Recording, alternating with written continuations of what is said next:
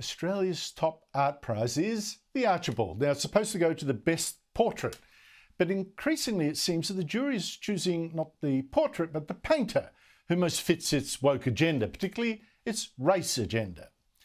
Now, this year's winner, announced last Friday, is an artist who now goes by the name Blak Douglas, who identifies as Aboriginal, and it's for his painting of another artist who identifies as Aboriginal, Carla Dickens, with a bonus reference to the Lismore floods, which the Morrison government is supposed to have bungled. And there's even a global warming angle to it all, as the artist himself said. It's so pivotal to have one artwork represent the catastrophe that's happened up north and the direct result of climate change, which is quite evident. So if I can have any kind of input in a change that comes from an artistic direction, which is a tremendous achievement in its own, because we all know as artists, I can kind of boldly profess that we are always better off as artists under a Labor government. Now, this prize has divided the arts community. On the one hand, there are people like Sydney Morning Arts critic John McDonald, whose views I normally respect, saying the politics of all this is the thrill of the thing, that here at last was an Archibald Prize winner that asked people to stop paying lip service to Aboriginal rights, also those poor flood victims. On the other side of the debate was Christopher Allen of The Australian and others like him, me too, who said that this award was an insult to artist Robert Hannaford, whose searing self-portrait was by far, he said, the best painting. He said in a brilliant column, "I have been in touch with many professional artists over the past week, and the quality of Hannaford's painting was obvious to all of them. But it seems the trustees simply couldn't bear to select an artist who happened to be male and white." Well, joining me is, unfortunately, a very white male artist, in fact, one of Australia's very best painters, who himself has won an Archibald for this brilliant self-portrait back when being a white male wasn't a disqualification for the Archibald Prize. He is, of course, Tim Storrier. Tim, great to see you again. Blak Douglas's painting of an Aboriginal artist on the one hand, or white Robert Hannaford's self-portrait, which to you was the best painting? I knew this was going to be a trap. I prefer to make such a remark. I mean, there's nothing more unedifying, really, than another artist talking about in a negative terms of another painter. I'm not going to do that. But you'd have to sort of ask what is really going on at the Art Gallery of New South Wales with some of these decisions. And there have been notably some political activism on that board for the last decade. And this is happening in just about every cultural institution in the Western world. It's not just the Art Gallery of New South Wales or Australia. It's prevalent, endemic in institutions.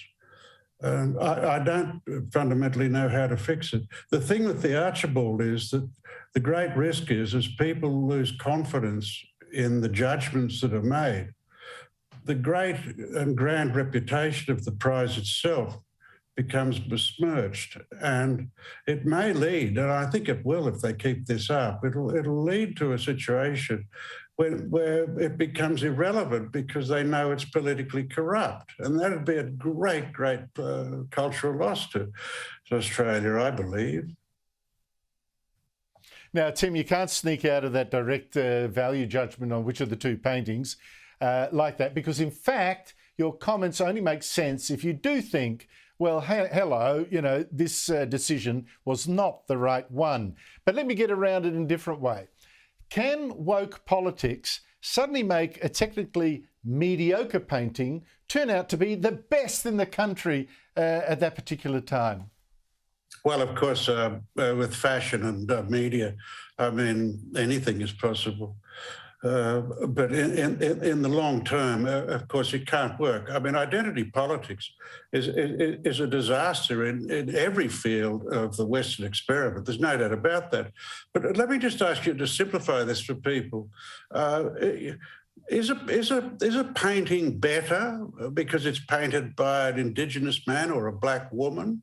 Is it better because it's painted by a white woman? Or is it worse because it's painted by a white man?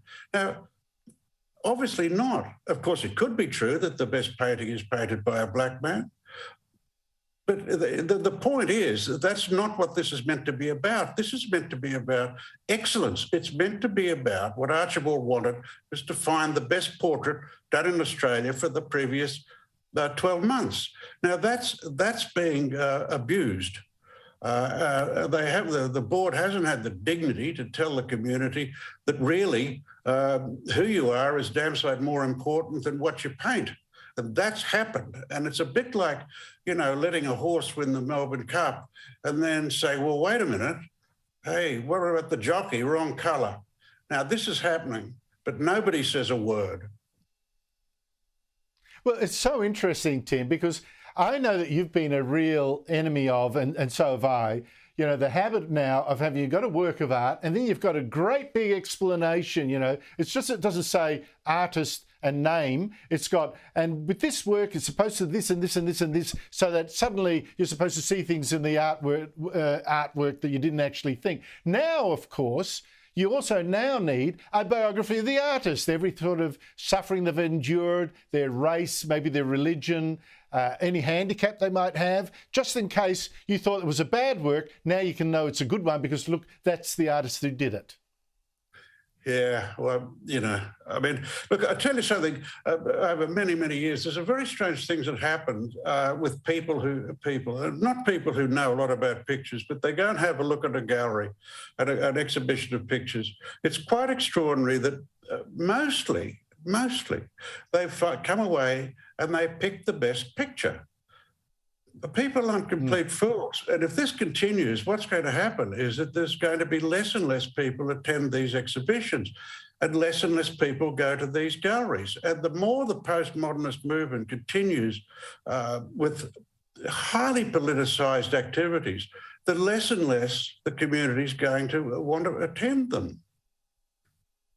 And the less they have faith in the judgments of the works that have been offered to their inspection. Tim Storrier, thank you so much indeed for your time. You've been warning about this for a long time and we're seeing it all unfold now. Thank you for your time.